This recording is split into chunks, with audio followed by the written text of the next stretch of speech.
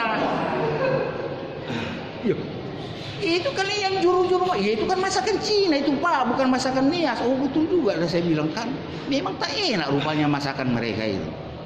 Ya rubahlah, nggak bisa dirubah Pak, udah tradisi. Inilah yang mau saya katakan, kenapa tidak ada pembaharuan?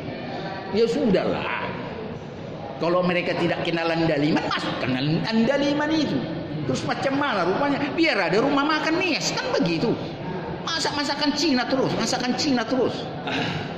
Jadi di warung-warung makan restoran Cina, orang-orang Nias yang koki.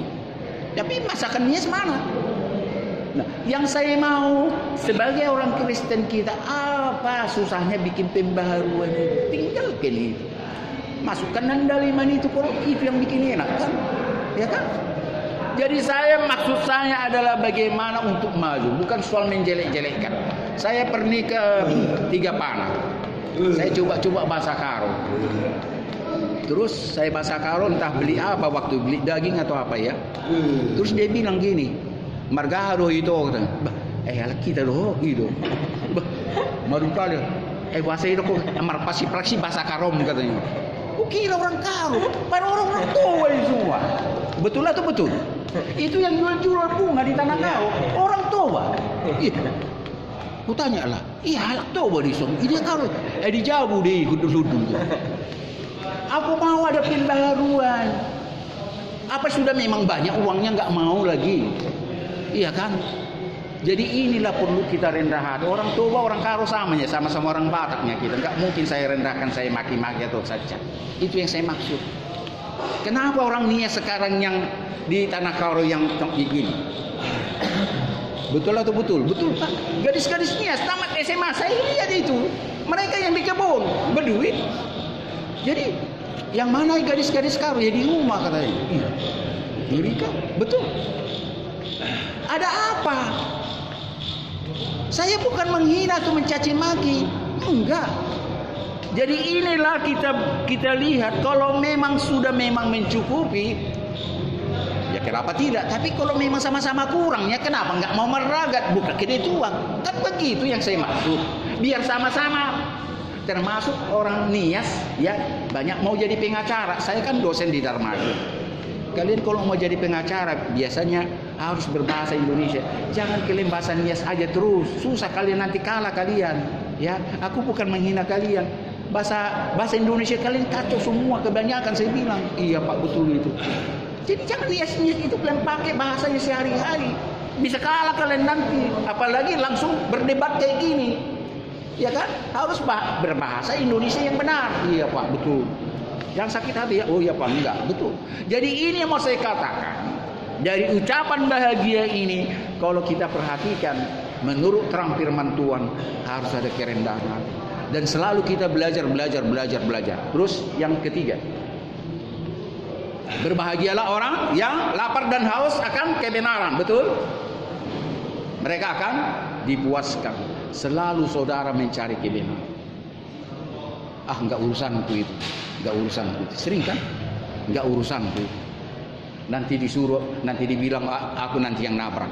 Udah biarkan aja sih. Berapa kali orang saya lihat di tengah jalan tabrakan ditinggal. Betul atau betul? Betul kan? Berapa kali maling mau dipukuli sampai mati. Ya, dibiarkan aja ikut campur. Saya enggak mati-mati, Pak. Enggak mati-mati, saya bantu orang dipukuli di sana. Ikut campur saya. Di Pringgan ini depan namanya udah tusuk-tusukan. Padahal saya nggak ada pegang gini. Saya gini. Bayangkan bisa kena tusuk saya. Nggak mati-mati saya sampai sekarang. Berapa dari kita yang mau seperti itu? Ya. Cari kebenaran itu. Jadi kalau saudara sudah menemukan kebenaran, saudara diamkan, lebih parah lagi itu. Udah tahu saudara benar, nggak salah lakukan. Udah saudara tahu membela orang yang digebuki karena maling, saudara tidak bantu. Biar mampus itu. Di kantor polisi pernah aku bawa yang rampok di jalan. Apa kata Pak? Biarkan aja lah Pak, capek kali, biar mati di situ. Kata coba. Udah polisi, biarkan dengar Pak polisi di sini. Itulah kurang ajarnya. Nggak semua polisi seperti itu. Biarkan aja Pak. Biarkan aja, ngapain Bapak? Nanti Bapak gini enggak ah. Saya bilang, saya lawan di Medan Baru. polisi, kok Pak Polisi mengajar seperti dalam hati saya, kan gitu. Di mana kebenaran itu saudara dapatkan apabila saudara tidak lakukan, manifestasikan, lebih parah dosamu kawan. Perhatikan, lebih parah. Saya tidak tahu masalah proses hukummu, entah apa masalahnya. Saudara sudah tahu salah tetap, kecualilah saudara tidak tahu salah saudara lakukan. Kalau sudah tahu salah, salahnya 2 kali. Sudah tahu salah dilakukan. Ada banyak orang tidak tahu salah, jadi berurusan dengan hukum, ya. Tapi kalau saudara sudah sadar, saudara melakukan itu seperti rencana pembunuhan, ya, yang didakwa sama si Sambo, lebih itu, ya. Nanti kalau kita bicara itu masuk politik, ya, saya tidak mau ke situ. Terus yang selanjutnya, berbahagialah orang yang murah hatinya, mereka akan diberikan kemurahan, ya. Tetapi terkadang kita sudah murah hati, kita tidak mendapatkan balas. Karena itu Tuhan Yesus mengatakan, apa yang sudah tangan kananmu memberi, janganlah tangan kiri tahu. Ini sering kita dengar. Jangan kita balas. Apa yang diberikan tangan kananmu, janganlah tangan kirimu mengetahui. Artinya jangan kita minta balas. Kemurahan itu berikanlah. Kasihilah sesamamu manusia seperti. Nah ini semua. Segini tebal hukum Taurat itu tak ada artinya, ya, hanya 2 pasal.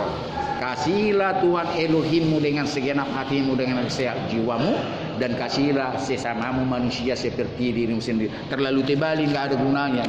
Bahkan kalau ditambah lagi yang tidak dimasukkan di sini, hanya 2 ayat itu. Kasihilah Tuhan Elohimmu dengan segenap hatimu dan segenap jiwamu, dan kasihilah sesamamu manusia sama seperti dirimu sendiri. Masa bodoh teing kata orang Sunda. Pokoknya kasih kita itu, ya. Jadi saya ulangi sekali lagi, saya tidak meminta harga penghargaan dan saudara memberikan saya. Sudah sering saya tidak mati-mati membela orang yang dipukuli di tengah jalan. Memang mencuri, merampok dan apa semua, tapi saya bawa ke kantor polisi.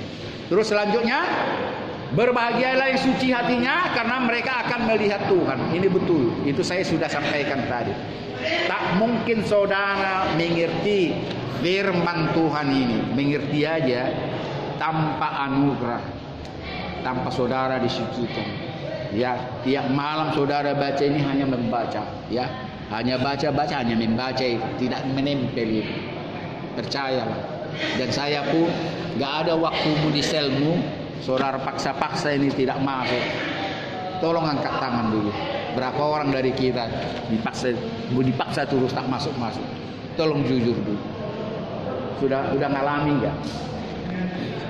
Nah, saya kira pasti ngalami, ya. Sudah masuk akal tidur bagus marangan-angan gitu. Itu wajar kawan. Wajar kali itu dikasih Alkitab gratis. Udahlah katanya. Tapi dicoba-coba dibaca, dia udah ngantuk dia.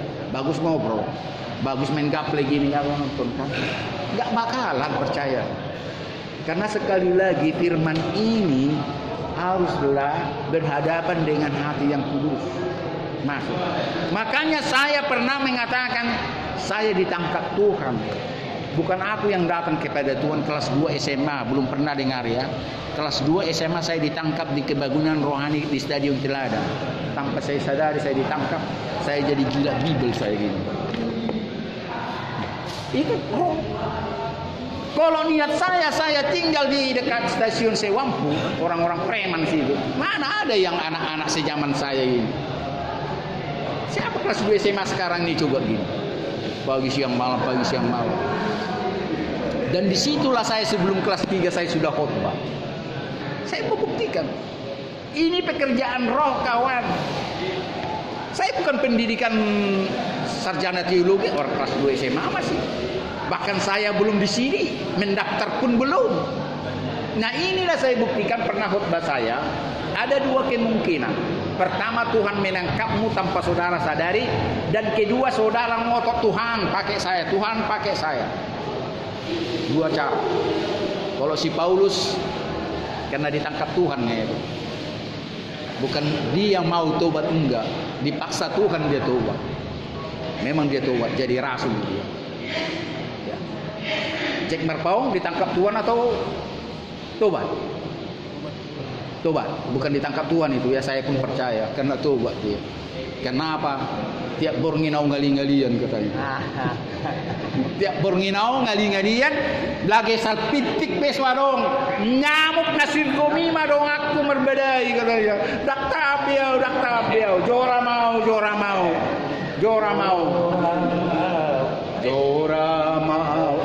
Itu kan karena Tuhan tangkap. Karena kapok. Udahlah, ampunlah aku. Udah 3 bulan tak datang surat panggilan katanya.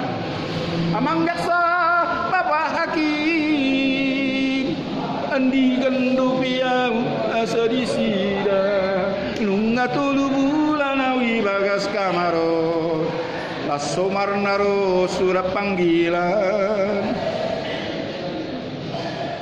Kapok dia. Siapa yang 2 kali ini? Ada yang sudah 2 kali. Udah lebih kali. Lebih. Udah dari botaknya pun udah nampak itu. Yang sekali rata-rata sekali. Sekali. Kalau dia bisa senyum gini, percaya karena Tuhan memampukan. Percaya. Siapa nggak kapok pertama sekali di tahanan polisi? Kalau di lapas masih enak. Hah? Ini berapa kali udah? 6 kali. Baru sekali. Aku 1 malam aja pernah ditangkap polisi karena minum tua, taruhan 1 teko gini. Saya akui. Itu sebetulnya biasa kan itu. Siapa yang pernah kayak gitu? 1 teko bagi 4. Siapa kalah dia bayar. Tangkap polisi kan. Ketakutan aku, Tuhan. Padahal saya sudah pengkhotbah loh. Saya sudah pendeta, ya artinya saya nggak mencuri ya, pokoknya ya siapa kalah dia 1 teko 4 orang, 1 gelas lah, kira-kira 1,5 gelas. Ditangkap polisi kami katanya mencuri. Ketakutan saya dulu. Kawan ini Tuhan yang memberikan kekuatan. Semua orang yang pertama sekali ke kantor polisi bisa senyum kayak gini. Ketakutan gini di samping malu. Jangan pernah malu. Belum saudara yang paling kotor di dunia ini. Cuma mereka belum kena tangkul. Saudara sudah ketangkul. Mereka belum. Lebih parah di sana. Ya, ada yang sudah puluhan orang diperkosa, belum ketangkul. Ada sekali masih digoit-goit kena tangkul. Siapa kasusnya di sini? Ada. Iya, kasus itu. Puji Tuhan. Jangankan saudara pendeta sendiri pernah di sini. Saya juga angkat tangan Mas. Pendeta sendiri 2 saya layani di sini. Masalah seperti itu. Kita laki-laki, mata ini bisa dipuaskan, beda dengan perempuan. Maka hati-hati. Saya akui loh. Saya kalau merangan-angan gini, udah seolah-olah semua bintang film di dunia bisa di muka saya. Bisa, mampu kami. Biar ibu-ibu tahu. Bisa kok kami laki-laki, itulah hebatnya kami. Mata adalah awal kejahatan. Ini. Jadi jangankan bintang film Indonesia, bintang film dari segala. Bisa. Kubayangkan ada di pelukan saya. Itulah hebatnya kami laki-laki. Jadi kawan, kasus masalah demikian, percabulan. Ya, Bukan jangan apa? Kasus dia asusila. Bukan cabul itu. Bukan asusila. Apa bedanya asusila dengan Mau sama mau. Ya, bukan asusila itu. Asusila. Kan mau sama mau. Karena umurnya Pak Pendeta. Oh, Udah di atas 21 tahun. oh gitu. Iya. Jadi kenapa dia Jadi ketangkul? bukan pencabulan. Kenapa ditangkap polisi orang suka sama mau? Karena nggak jodoh Pak Pendeta. Terus? Iya, karena nggak jodoh. Jadi mau bunuh diri dia. Iya. Ini yang mau bunuh diri. Wah. Bunuh diri biar nggak bunuh diri, gantung diri. Oh, apa diminumnya? Tadi Pak. Cepat. Cepat Pak. Hanya di sinilah di Polda ini nggak ada dilarang. Kalau saudara masuk di Medan Baru, di Polres, dilarang bawa baygon, dilarang bawa tali pinggang, dilarang bawa senjata tajam, pisau ini dan ini dan ini. Celana panjang pun dilarang, kain sarung pun sebetulnya dilarang ini di sana ditulis. Iya. Saudara tahu apa kenapa dilarang? Takut bunuh diri Pak. Biar jangan bunuh diri. Ini pun nggak bisa, ini dilarang. Celana panjang juga nggak boleh. Celana panjang pun dilarang. Biar jangan bunuh diri. Jadi kemarin mau bunuh diri. Bukan Pak Pendeta. Ketahuan. Sebenarnya dia bukan mau bunuh diri. Jadi Tapi belajar dia menjadi wa'lamu. apa itu wa'labu? Hah? Belum. Wa'lamu. Apa ini wa'labu ini? Pura gila. Nah, Sebetulnya saya rindu divideokan saudara ini. jadi kalau Pak Wajah. bunuh diri, Pak Pendeta, sebenarnya dia nggak ada bunuh diri. Oh nggak ada. Tapi wa'lamu. Saya nggak ngerti wa'labu. Pura-pura gila. Pura gila. Di sini. Iya. Biar dapat makanan. Biar bisa keluar. Dia biar keluar. Oh di toko lah kepalamu. Kepalanya sama polisi. Biar sadar ya. Iya. Ya, dia dikasih roti sama uang. Oh gitu. Baru sadar. Baru sadar. Karena bikin surat dia, Pak Pendeta. Oh gitu. Saya mau pulang katanya. Kemarin sempat makan pisang rebus yang saya kasih. Nggak dapat dia. Belum masuk. Oh minggu depan lah pisang rebus ya. Masih bongkar-bongkar rantai. Saya suka bawa pisang rebus karena itu vitamin ya. Oh lapet susah. Susah bawa lapet itu. Udah rindu Pisang kali rebus. kan Pak Pendeta. Pisang Macam rebus. saya 42 hari nggak makan lapet. Lapet ya, nanti saya usahakan lapet ya. Oke. Kalau itu janganlah, jangan. Perjamuan kudus. Kalau perjamuan kudus boleh, tapi bukan tua ya. Ya, nanti kita bikin perjamuan kudus. Ya, kita masuk yang ketujuh. Yang ketujuh, berbahagialah orang yang membawa damai karena mereka akan disebut anak-anak Tuhan. Jadi ini seringkali ini diingat orang, ya. Hanya kata-kata ini diingat, yang lain tidak diingat. Oh ini kata waktu saya di sini. Apa bahasa Batak? Kata haduawan apa? Hah? Enggak, waktu sini. Waktu madua. Inilah diingat sampai mati, cukup itu katanya. Ada banyak orang Batak seperti itu. Cukup yang itu aja kok saya ingat-ingat katanya. Jadi yang lain-lain enggak perlu. Ya Tuhan dalam hati saya. Jadi ini cukup jelas, saudara mencari kebenaran, ya, memberikan kedamaian bagi orang-orang, membawa perdamaian. Inilah ciri khas anak-anak Tuhan. Jadi bukan ciri khas agama Kristen kawan. Ciri khas agama Kristen, ya seperti inilah. Ciri khas agama Kristen bikin tato-tato. Itu masih beragama Kristen. Kalau dia orang Kristen tidak mau lagi, mungkin dia belum tahu dulu. Ya, itu dosa. Salah satu orang yang tidak masuk ke dalam neraka, ke dalam surga adalah orang yang bikin tato-tato. Tetapi jangan selesai. Kalau saudara minta pengampunan dosa, saudara diampuni. Jangan tambah lagi kawan. Jangan tambah lagi. Sampai lebih parah lagi di alam kelamin pun ditaruh. Ini pun Pak Pendeta. Bilang ya maafkan saya. Gila enggak manusia seperti itu? Ditato alat kelamin. Entah apa lah itu. Kurang kerjaan dia. Jadi saya tanya dulu Pak Pendeta. Silakan. Jadi kalau ada laki-laki satu contoh memasang guli-guli. Apa itu guli-guli? Guli-guli namanya. Enggak. Kenapa ketawa? Apa itu? Karena dua minggu yang lewat ada di sini semua bekerja sama untuk bikin guli-guli. Enggak ngerti saya. Tidak apa-apa. Ya, ini Ada dokter dan menteri. apa itu? Ya, apa itu? Diibaratkan menanam apa, Pak Pendeta? Menanam batu di anak kelamin. Hah? Supaya dia bisa berputar-putar. Kenapa harus demikian? Ya. Jadi ya saya terus terang saja ya, soal perjinahan ya sama mama saya pun saya akui, udah mama saya. Soal perjinahan pun sebelum dia mati saya akui. Jadi tidak, dosa yang paling keji kan soal zina kan. Gak ada keluarga saya yang tidak mendengar kesaksian saya, bahkan sampai sekarang. Lebih keji dari pembunuhan. Ya, soal berzina. Ya. Jadi yang saya maksud gini, sampai sekarang puji Tuhan saya tidak pernah makan obat kuat. Apa itu obat kuat itu? Dan percayalah banyak laki-laki banyak mati gara-gara obat kuat. Tuhan sudah kasih kok pikiranmu tenang. Jangan begadang, jangan minum alkohol yang banyak, jangan merokok sebetulnya. Ya, biar sehat barangmu itu. Ini enggak kasih obat ini, kasih ini apa Mak Jarot.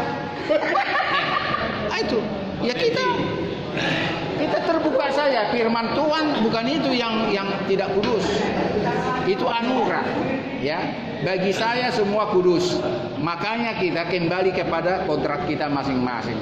Ada laki-laki jadi perempuan, ada perempuan jadi laki-laki. Kurang puas dia. Coba lah. Ini anak-anak Tuhan.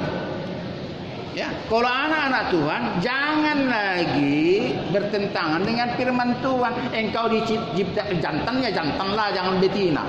Ada jantan dikasih buah dadanya seperti ini. Matilah dia. Aneh-aneh aja, cobalah. Dioperasi lagi coba. Jadi kembali kepada kodratmu kawan, biar kau selamat. Selamat kau di dunia ini, selamat kau di sorga. Karena banyak sudah laki-laki mati gara-gara makan obat kuat. Mati tol-tol di hotel.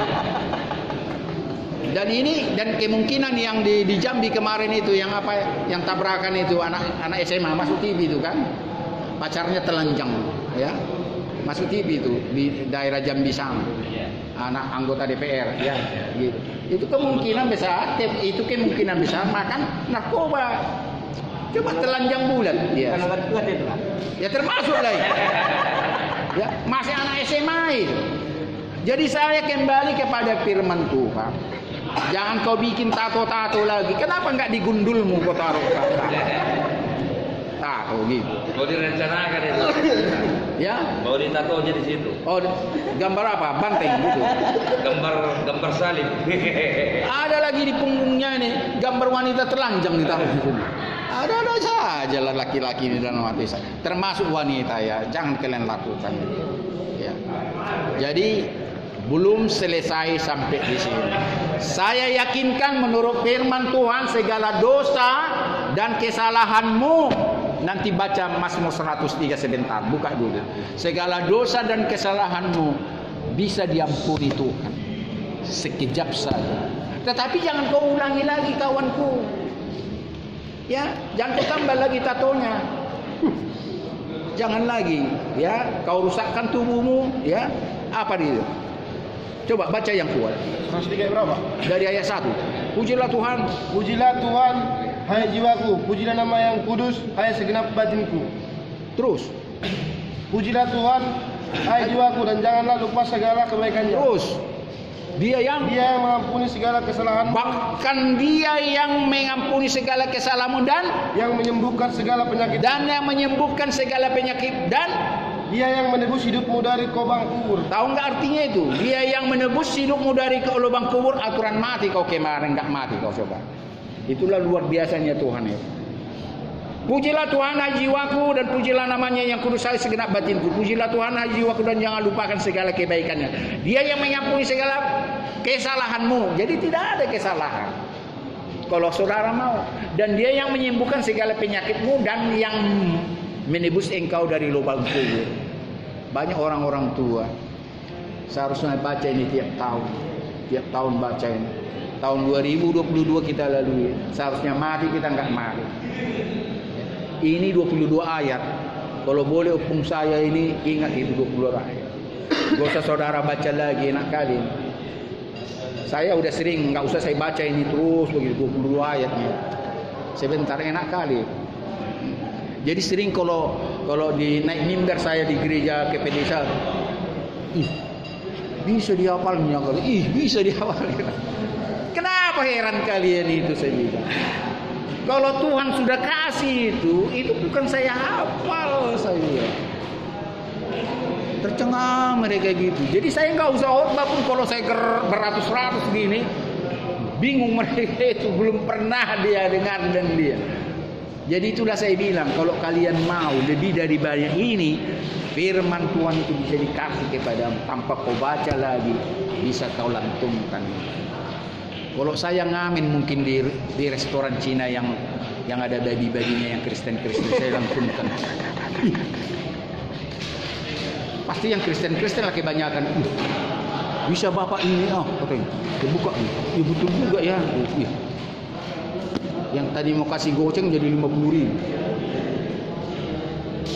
Saya pikir ya cobalah dulu saya menginjil dulu. Saya bikin 100 ayat dulu, bingung kali mereka ini. Selanjutnya apa? Dia yang menebus hidup. Enggak, udah cukup di situ. Enggak, udah cukup. Kata bahagia. Itu sudah cukup. Mazmur 103 udah cukup. Kata bahagia tadi. Bahagia tadi Matius 5. Oh, itu udah cukup. Yang terakhir itu.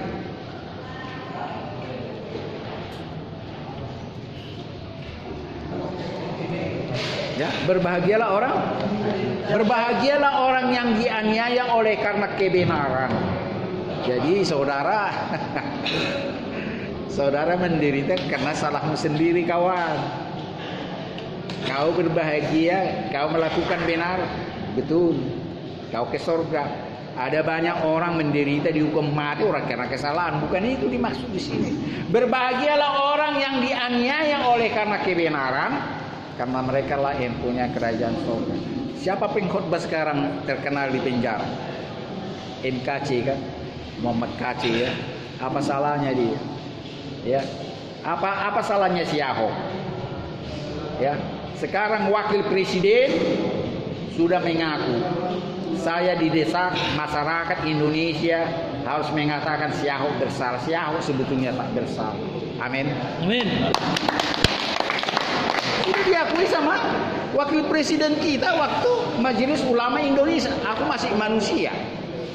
Saya didesak kebanyakan yang beragama saya untuk mengatakan si Ahok bersalah. Iya, kenalah dia. Jadi keputusan bersalah atau si Ahok, ya wakil presiden waktu itu. Dia minta ampun, kok minta maaf. Gak mati dia. Berapa lawan-lawan si Ahok sudah mati? Banyak ya, lebih dari 5 ya. Ya, udah 5 kan? Lebih kan? Yang janggut-janggutnya segini-gini bermatian kan? Aneh, di penjara. Jadi apa salahnya dia? Seperti saya ngomong ini kan nggak salah. Saya nggak menyinggung kitab suci yang lain. Saya sedikit pun saya nggak menyinggung kitab suci yang lain. Saya ngomong ini apa adanya. Keselamatan hanya ada di dalam Yesus Kristus. Pengajaran hanya ada di Yerusalem, di kota Sion. Dan Yesus datang nanti setelah orang Israel kembali ke Yerusalem dalam jumlah yang besar. Sudah tertulis di sini. Hak saya dong ngomong. Iya kan? Saya nggak menghasut. Jadi kenapa Yesus belum datang kedua kali? Salah satu apa? Ingat, orang Israel belum memasuki Yerusalem dengan jumlah yang Tuhan mau. Jadi masih tunggu berdatangan. Saya nggak menghasut orang Israel kembali ke Yerusalem karena Yerusalem diperebutkan sama Palestina. Ini sudah tertulis di sini. Jadi saya nggak salah dong. Dan yang kedua, orang yang mati di dalam Tuhan belum cukup jumlah. Jadi yang banyak orang bilang udah ke surga. Ini yang saya bilang tadi, kawan. Setiap mati udah tenanglah, udah ke surga ini. Jangan udah tenang, udah ke surga. Sedangkan firman Tuhan mengatakan belum cukup jumlah orang yang mati di dalam Tuhan. Makanya dia belum datang. Yang ketiga, firman Tuhan belum tersampaikan ke semua pelosok dunia. Itu makanya saudara diminta jadi penginjil.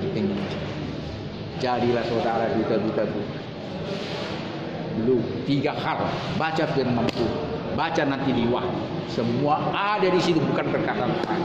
Saya ulang sekali lagi, udah ingat? Jumlah orang Israel belum kembali ke Yerusalem setelah pulang dibuang ke Babel. Dan banyak sekali kemana-mana, bahkan di Indonesia ini ada katanya di seluruh dunia ini. Mereka harus kembali ke Yerusalem dalam jumlah yang Tuhan tahu, kita nggak tahu. Yang kedua, firman Tuhan belum sampai ke seluruh pelosok dunia. Itu makanya penginjil semakin banyak. Buka di sini setiap saat banyak penginjil baru. Dan yang ketiga, orang yang mati di dalam Tuhan belum cukup, harus mencukupi. saudaralah yang ditunggu Tuhan mati di dalam dia. Amin. Saudara ditunggu Tuhan mati di dalam dia. Dan saya rindu mati di dalam dia. Dan yang terakhir, yang jangan 11, 12 nggak usah. 13, 14. Garam dunia. Kamu adalah garam dunia. Ya. Jika enggak garam itu menjadi tawar.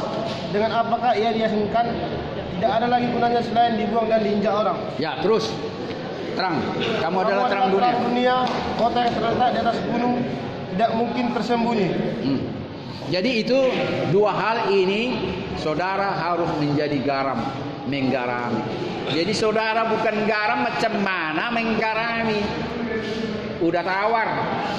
Untuk mau menjadi asin lagi, baca firman Tuhan. Baca firman Tuhan doa tiap hari,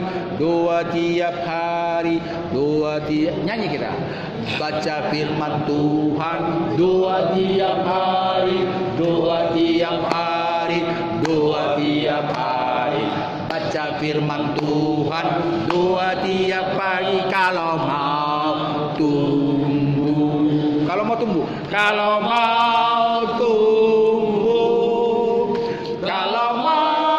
tumbuh, glory haleluya. Baca firman Tuhan doa tiap hari, kalau mau tumbuh. Jadi inilah garam yang sudah tidak asin. Baca firman Tuhan, renungkan firman Tuhan siang dan malam. Itu makanya biar saudara jadi garam yang bisa menggarami dunia ini. Kalau dikatakan Yesus di situ apa? Terang. Kalau saudara pelita, masa saudara bikin di bawah kolong tempat tidur? Ya, saudara harus bikin di atas. Seperti lampu ini, dia di atas. Tidak mungkin Pak Polisi bikin di bawah kamar, di bawah tempat tidurmu. Jadi kalau saudara pengikut Kristus, tunjukkanlah dirimu bahwa saudara pengikut Yesus yang mau menderita. Ya, itu maksudnya itu. Tunjukkan bahwa saudara terang dunia, menerangi orang dari perbuatanmu. Saudara orang Kristen, bukan agama Kristen. Dari perbuatanmu lah orang tahu bahwa engkau adalah orang Kristen, pengikut juru selamat. Itu artinya pengikut juru selamat, ya kan? Ya harus seperti dia, sama seperti dia. Jadi inilah yang saya sampaikan kepadamu kawan. Sekarang ini dua perikop. Perikop pertama ucapan bahagia ada 14 ayat, ya, dari sampai 12 ayat, dan garam dan terang dunia ayat 13, 14, 15, 16 ya. Minggu depan lanjut kita perikop selanjutnya Yesus dengan hukum Taurat. Ini panjang kali ini. Satu perikop minggu depannya Yesus dengan hukum Taurat. Kita berbicara tentang hukum Taurat minggu depan ya. Karena banyak orang masih keliru memahami apa hukum Taurat, apa hukum Kristus. Ya, ini sangat berbeda. Sekalipun tidak menyampingkan atau menghilangkan